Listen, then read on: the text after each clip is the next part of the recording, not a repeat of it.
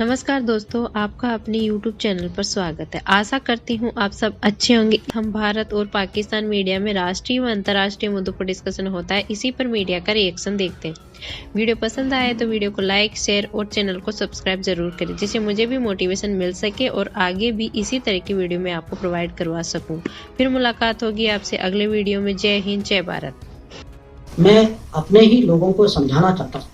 कि भाई घर में देखो, अगर आप मेरे से पूछेंगे कि इतनी पढ़ाई के बाद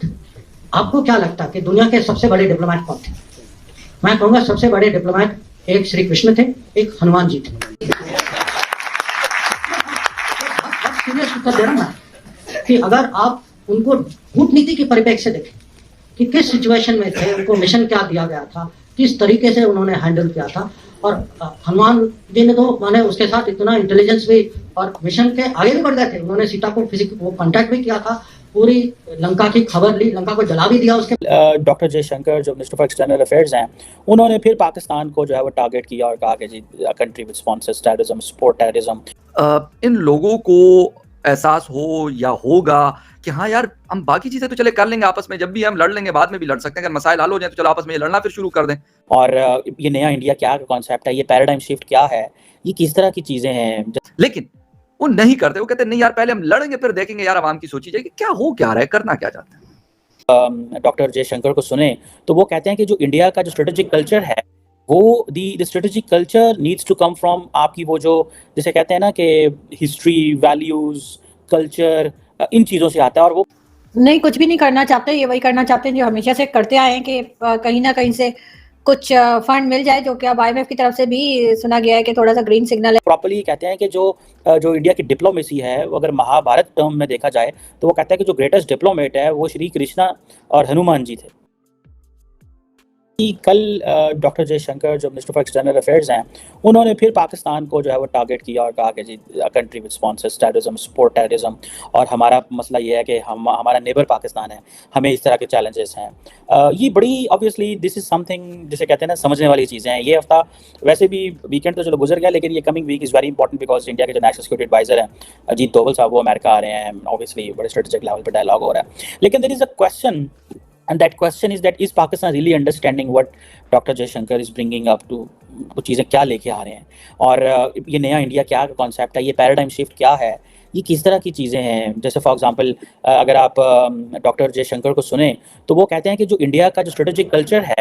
वो the strategic culture needs to come from आपकी वो जो जैसे कहते हैं ना कि हिस्ट्री, वैल्यूज़, कल्चर, इन चीज़ों से आता है। और वो प्रॉपर्ली कहते हैं कि जो इंडिया की डिप्लोमेसी है, वो अगर महाभारत टर्म में देखा जाए तो वो कहता है कि जो ग्रेटेस्ट डिप्लोमेट है वो श्री कृष्णा और हनुमान जी थे। This is what he is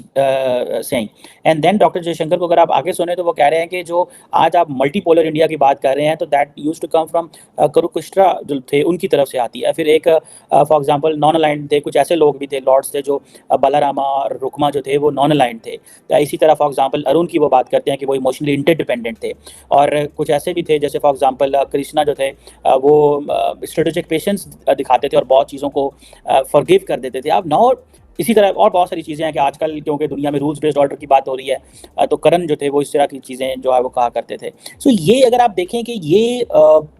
इसी तरह ये जो कॉन्सेप्ट है स्ट्रेटेजिक डिसेप्शन का, तो वो कहते हैं कि जो कृष्णा थे वो एक इल्यूजन जो क्रिएट किया करते थे एंड ऑल दैट। अब ये जो इंडिया का जो स्ट्रेटेजिक कल्चर का कॉन्सेप्ट है, क्या डू पीपल रियली अंडरस्टैंड कि ये चीज़ें क्या हैं और इंडिया जो है वो किस तरह history, language, culture, religion, values, society के अंदर क्या चीज़ें इनकॉर्पोरेट कर रहा है and what is this new India and paradigm shift क्या है इंडिया के अंदर। Because Pakistanis are so much busy आपस में अति पहले एक दूसरे के कपड़े पाड़न रहे हैं and they have no idea कि what prime minister Modi is talking about this new India. और वो कहते हैं कि जी फॉर एग्जांपल अगर आप एक 5 इंपॉर्टेंट पॉइंट्स हैं जो मेरा ख्याल है कि इंडियन गवर्नमेंट जो है they are working on that. और उसमें जो है वो कहते हैं कि जी हम अगले 25 ईयर्स में इंडिया को एक डेवलप मुल्क बनाना चाहते हैं।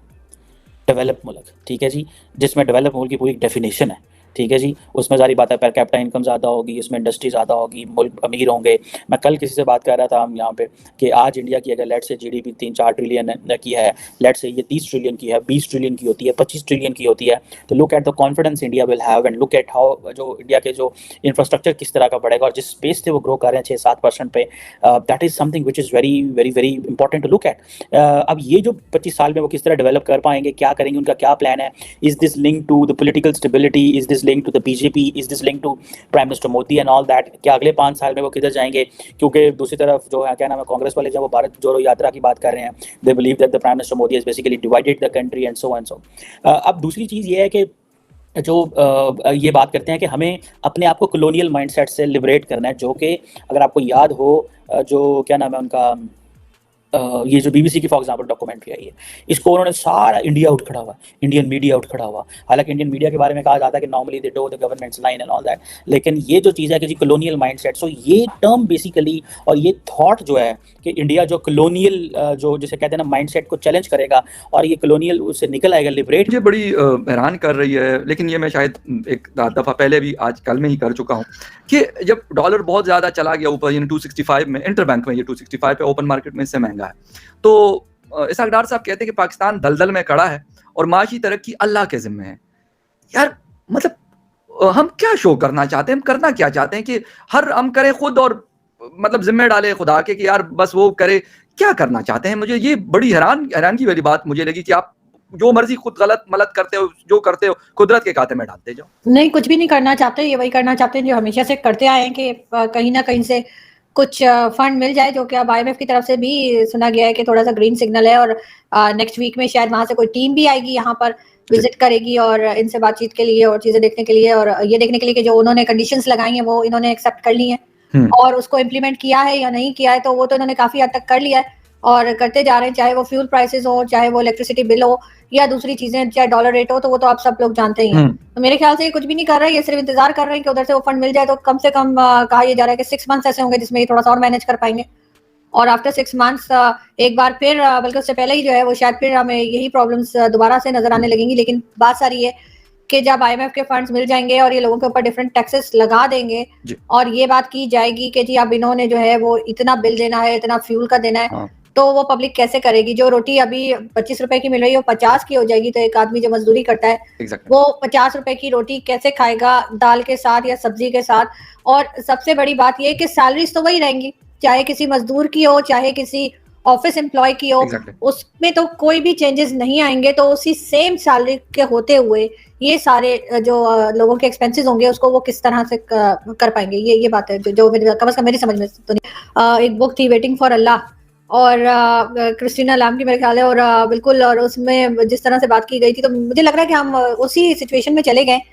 कि हर चीज जो है वो अल्लाह पे डाल दो। अगर ये इसहाक डार साहब से कोई काम नहीं हो रहा और हर काम अल्लाह नहीं करना है, तो ये किस बात के मिनिस्टर बन के बैठे हैं, किस बात के प्रोटोकॉल ले रहे हैं और किस बात के लिए ये भाषण दे रहे हैं? उनको फिर निकल जाना चाहिए, क्योंकि अगर कंट्री को अल्लाह नहीं चलाना, इसका मतलब है कि आपने अपने मुल्क को ऑटो पायलट पे छोड़ रखा है और यहाँ कोई देखने वाला नहीं है। इमरान खान साहब भी कुछ करने को तैयार नहीं है, बाकी पार्टीज भी यही कर रही है, एस्टेब्लिशमेंट एजेंसीज भी कुछ करने को तैयार नहीं है। और अब फाइनली फाइनेंस मिनिस्टर के से इस किस्म का स्टेटमेंट आना जो है वो मेरा ख्याल है वो आखिरी चीज रह गई थी जो उन्होंने ये भी